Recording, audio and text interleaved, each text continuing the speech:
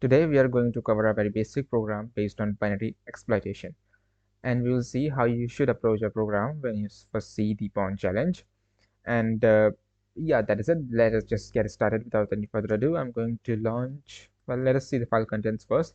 We have a program, which is a C program, and the program.c is source code.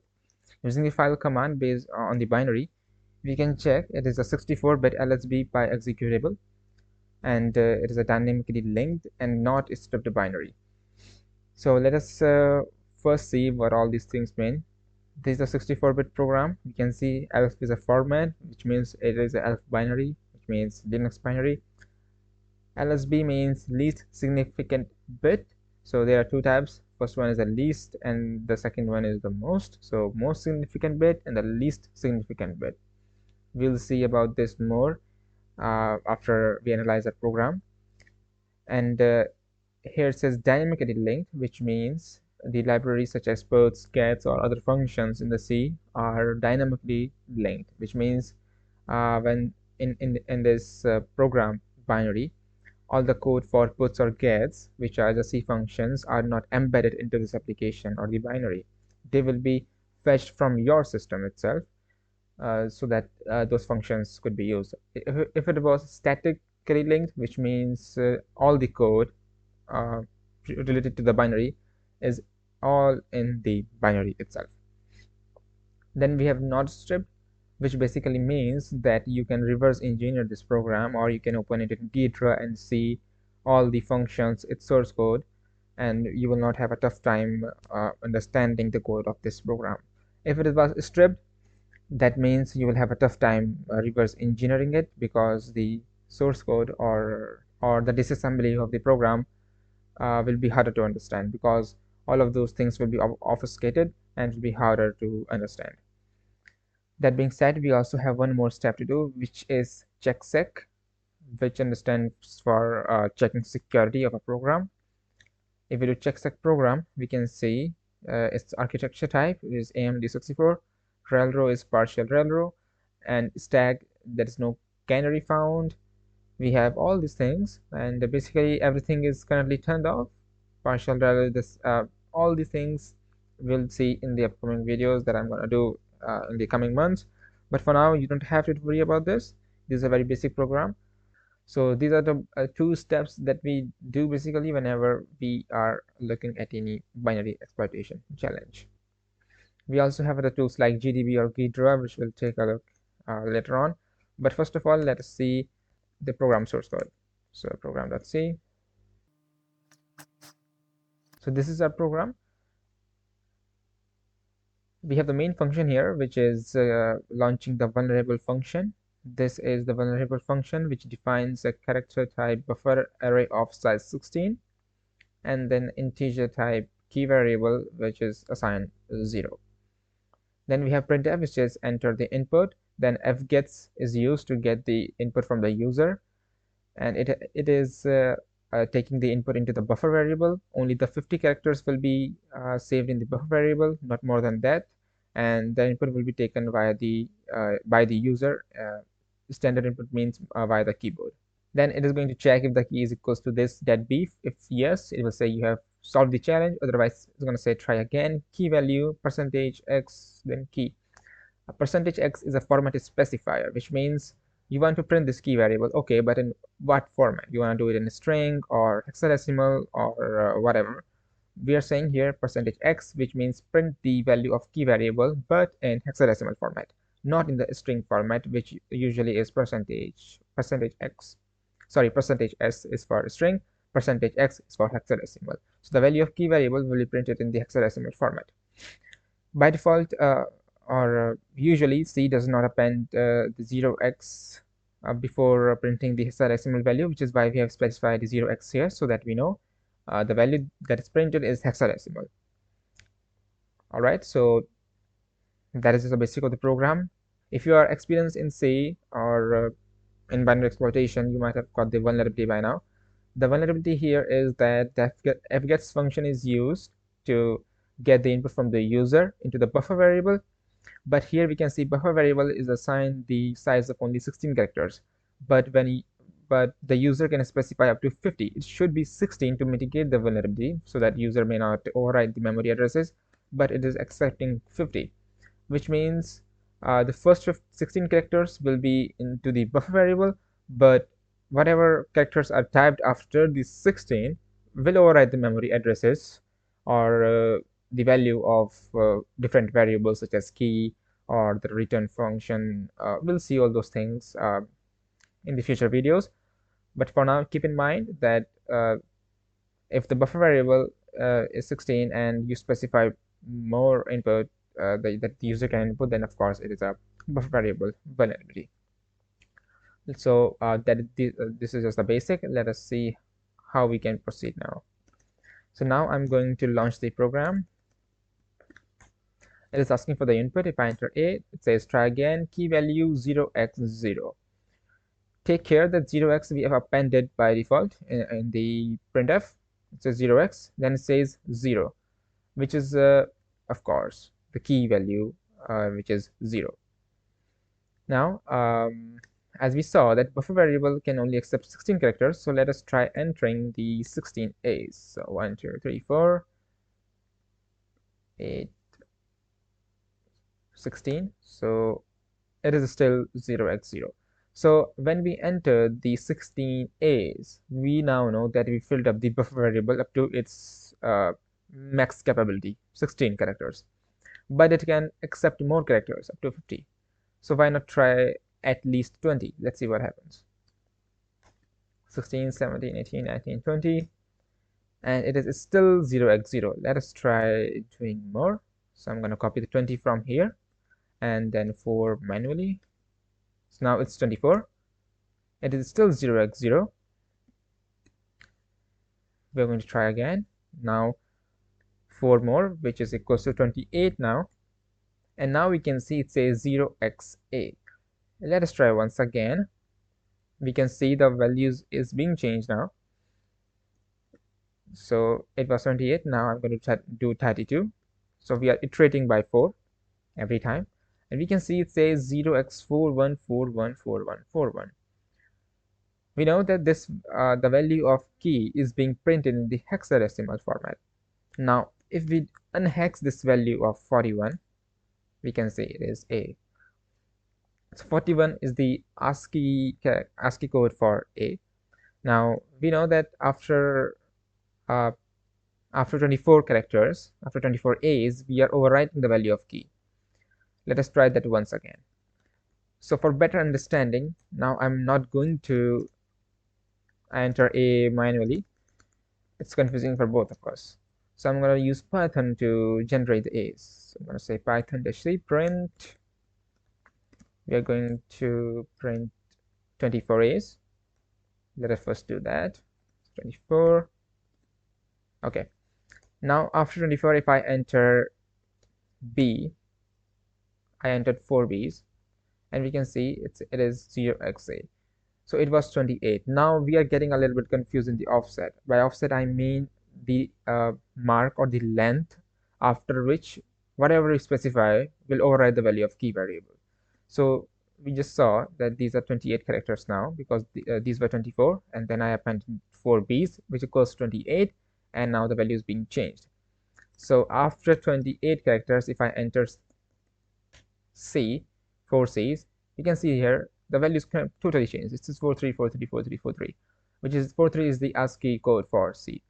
So now we are confirmed that after 28 characters we are overwriting the value. This is the one way of finding the offset. If you want to automate this, not totally automate but a little bit, we can use the cyclic command. This is not installed by default. It is a part of Pawn Tools package. You can install by using pip install Pawn Tools, and then after you do that, you will be able to use the cyclic command.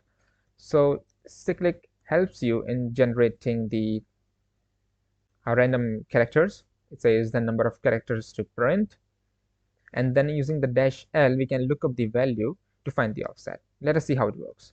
So I'm going to do cyclic. We are going to generate 50 values and enter that here. It says segmentation fault got dumped. Now we can see the key value is this. So let me quickly unhex it, which is equals to AAAH. Now there's one catch here. If you do cyclic dash L, well, before that, let me tell you, as we saw earlier, if you do file program, it is a LSB pi executable. LSB means least significant bit, which means this thing here is reversed. So the strings are printed in reverse in LSB, but in MSB, the strings are printed the way that we read them. So in LSB, it is kind of weird, but yeah, it happens. So the value of key is not AAAH, it is HAAA. So if we do now cyclic dash L to find the offset, it says 28. But if you do AAAH, you will find it to be 25, because because we have the both of these things but in different places. We have the AAH here and we have the HAA just after this. So that is why you might take a wrong approach while solving the binary exploitation challenge if you do not know whether the binary is LSB or MSB. So take care of that. If it is LSB, once you see the hex address, unhex it, and then just reverse the string to find the right offset. So we have the right offset as 28 now, which we confirmed earlier by entering these things. Okay, so that is enough information. Now again, I'm going to do python 2-c to print the 28A's. So that cyclic command was just for finding the right offset. For this specific basic program, we are doing this manually. After in the upcoming videos, we'll see how to automate all this using the point tools, the Python script, etc., etc. Okay, so 28A's. After that, we can type things such as BBBB. We're just confirming that we are doing things right. And then we can see 42424242. So just to prove that I was not wrong about the LSB and MSB thing, I can do here BB and then CC. And then input that here. You can see it says 43434242. If we unhex this, we can see here it says CC and then BB. You can see here BB we wrote first, and then after that we have the double C's, but here it is reverse. That's why this is how the LSB behaves. I have a small drawing that I did. It's not very appealing, but yeah. So in the stack, we have on the higher addresses, these are the stack is kind of weird. So above we have the higher addresses, and at the bottom we have the lower addresses, and the stack moves from up to down. That means the values are stored in the higher addresses, and then as you input the more values, they are stored on the lower addresses. So this just keeps going downwards. So when we enter the string such as hello in the fgets, let's say, so you are storing the first character h in the 0x04 memory address. So I'm not sure if you know about the memory addresses, but memory addresses are in hexadecimal, let's say, and hexadecimal are from 0 to 9 and then from A to F. So 0x04 is greater than 0x00. So this is the higher address, and as soon as we are appending more characters, we are going down. That means we are going down the addresses, which is 0x04, then 03, then 02, then 01, then 00, and this is how the characters are stored in the stack. Now when the value is fetched from the stack, let's say the program wants to fetch the value starting from the 0x00, it wants to fetch the 5 bytes from the 00. It will move up and then fetch these 4 things or 5 things starting from the 00, and it will fetch OLLEH. So this is how it takes the or prints the string in the reverse format. But in MSB, the characters are stored in the reverse format. So on the 0x04, you will have O, and then O3, you will have L. So this just turns reverse in the MSB. I hope I explained it. So You can search it on Google if you don't understand it, but you don't have to worry about it that much. Just understand that LSB is in reverse, MSB is just fine. Okay, so we now know the offset. We know that we are overwriting the values here. Now we have to set this value to 0x deadbeef. So I'm going to generate the payload now. So if we type here deadbeef, or let's say 0x deadbeef, we have this string here. Now we should be able to override it, right? But it says try again, key value is 6564780. If we unhex it, let's see what it is. It is edx0, which in reverse, if you do, it is 0x deadbeef, which is de. So it is reading from here. It is reading only the 4 bytes. Now you have to understand this really carefully. This is an integer type variable. Integer accepts only the 4 bytes unless you specify that it is a long integer or whatsoever.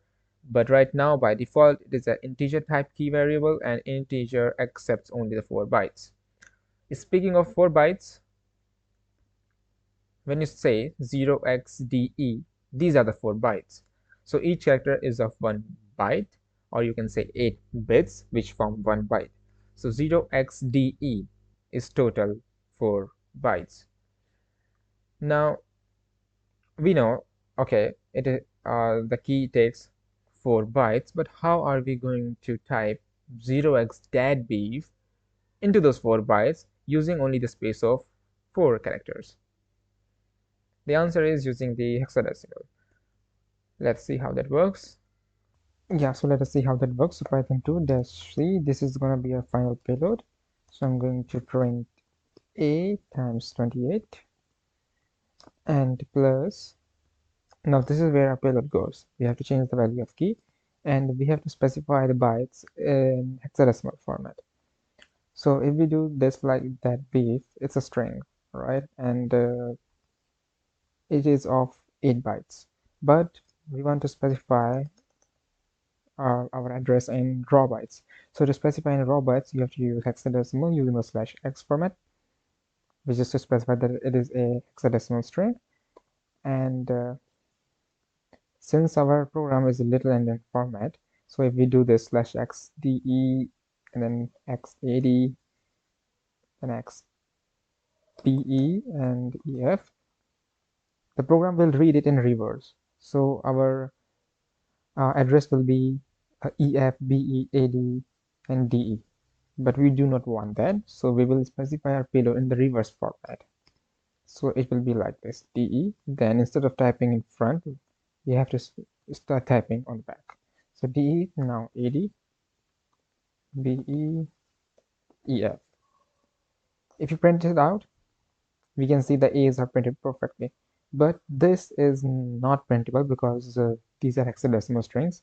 And if the Python tries to convert it from hexadecimal to decimal and then ASCII, but the character is not printable to ASCII, which is why you get this weird string.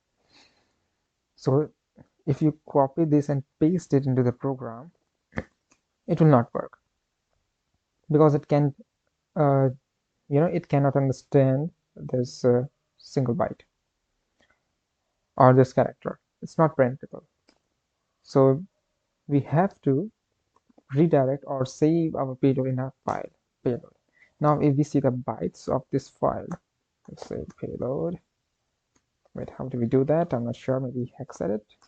Yep, now we can see we have the 4141 for the a's, and then you can see here these are the 4 dots, 1 2 3 4 5 dots. Well, let's not look at that, but here we can see our string perfectly, de, ad, be, and ef. This each set is representing our 1 byte, right? So we have this done perfectly. Now I'm going to launch the program, but since we cannot type because our payload is in payload file, I'm going to do a redirect, which means whatever the contents are in the payload will be passed on to the program when it asks for the input. Press enter, and we have this. You have successfully exploited the buffer overflow. We have done it. So I hope it was you were able to understand it. We specify the raw bytes. This is the main thing to understand here. We specify the raw bytes using /x, and also because it is a little ending format LSB, we have to do it in reverse. So if it was MSB, we don't have to do that. We specified that beef directly. So this was a pretty basic example of binary exploitation. We did not look into the Ghidra or any other project or any other stuff. We will see in the upcoming videos. We use more tools, use complex programs, use another mechanisms, different exploits, etc., etc. But this was a pretty basic one.